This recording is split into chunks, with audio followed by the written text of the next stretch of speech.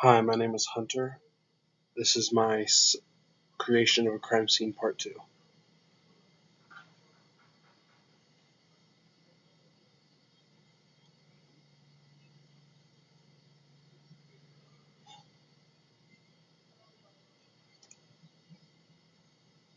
I am sorry for any background noise.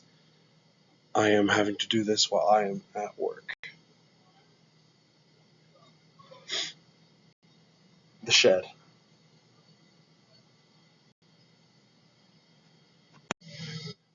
The detectives on this case are Detectives James Monroe and David Smith. The CSIs are Susan Thornburg, Jason Adkins, and Samantha Price. The witnesses are the next door neighbors, Joe McComas and Tina McComas, and the victims of this crime are 85-year-old Jane McQuad and 86-year-old Joanne McQuad.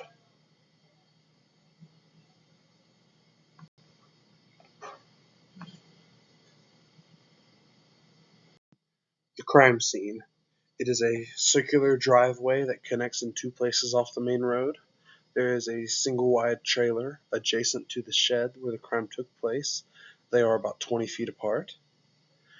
There is also a small creek located behind the trailer over a hill. The shed has double doors on one side. As you can see in the photo, there is a singular door on the street-facing side, and behind the building there is a little patio area where there are a few other tools, and that is where the hammers were found. Here are the sketches from Detective Monroe. One is from the yard of the trailer, the shed, and the driveway, showing the distance between them all and the sizes of the buildings. And the other is a close-up of the door that shows where the hinge of the shed door was hit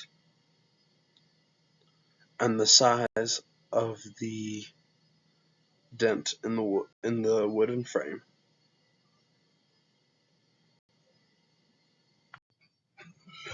The evidence involved in this case is 3 hammers that were collected, a ball-peen hammer, a claw hammer, and a single-handed sledgehammer.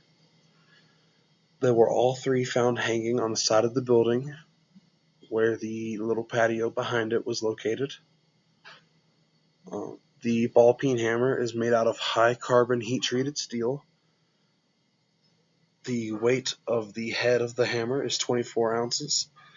The diameter of the ball-peen part of the hammer was 35 millimeters for a face diameter, and the hammer is 16 inches long and weighs about 2 pounds.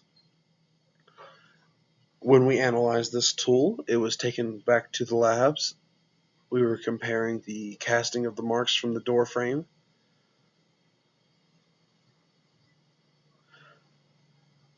to the sample we had at the lab, and we also used fingerprint analysis on the handle.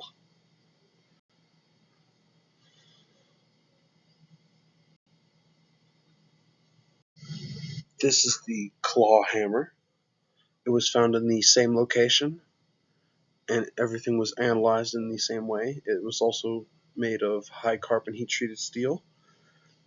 The head of the weight is 16 ounces. The face is 32 millimeters in diameter. The hammer is 13 inches long and it weighs 25 ounces. So just above a pound and a half. And finally, this is the single-handed sledgehammer. It was collected in the same place and analyzed the same.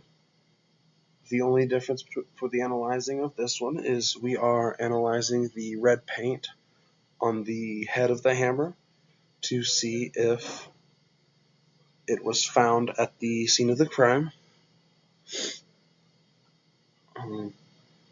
It is made out of the same materials, high carbon heat treated steel, and the head is painted red. The head weight of the sledgehammer is 4 pounds. The face is 35 millimeters in diameter and 14 inches long and weighs about 4.4 pounds.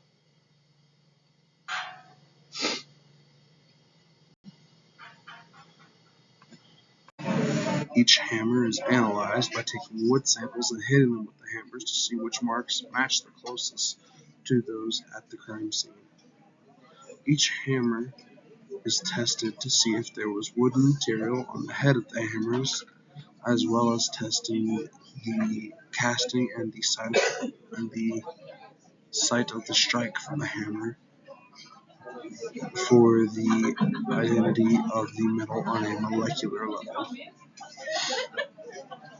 They also tested to see if there were any new scratches on any of the hammerheads. There were partial prints found on one of the hammers, as it is currently being compared against other prints in the database. The serial number was also obtained from the victims. There is an APB out for the ATV.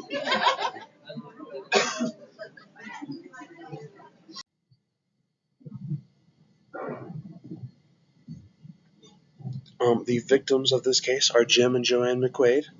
They're 85 and 86 respectively. They have lived there their whole lives.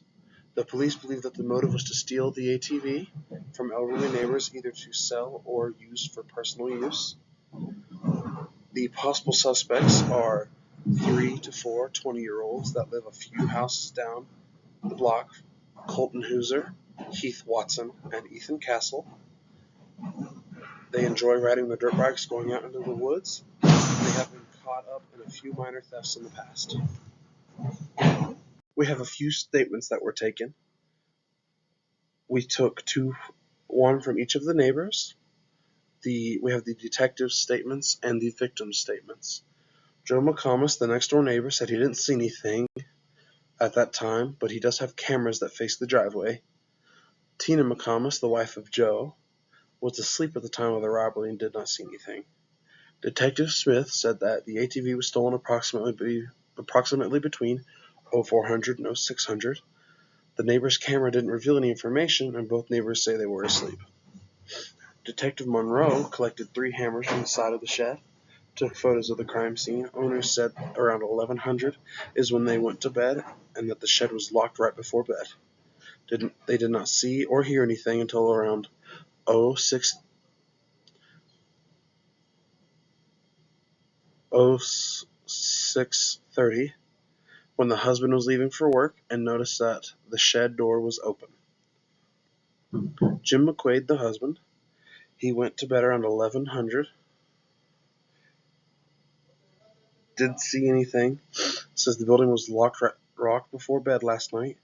Noticed the building door was open when leaving for work the following morning around 06:30. Joanne McQuaid went to bed around 10:30 to 1100. She didn't see or hear anything.